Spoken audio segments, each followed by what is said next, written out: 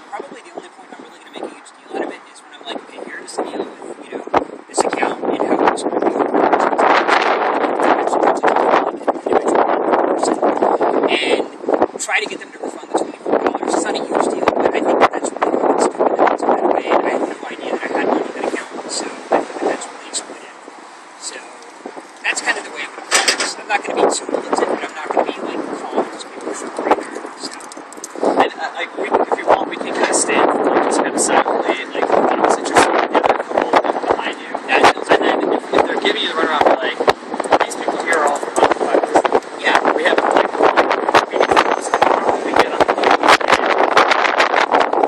you guys want to settle it, spot right over there. Yeah, and I'm They make me talk to maybe there's like person right?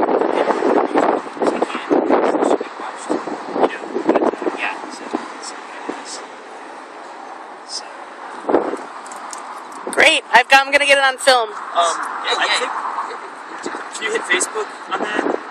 Because I checked in. John's coming, because John was saying he might come. Okay, hold on a second.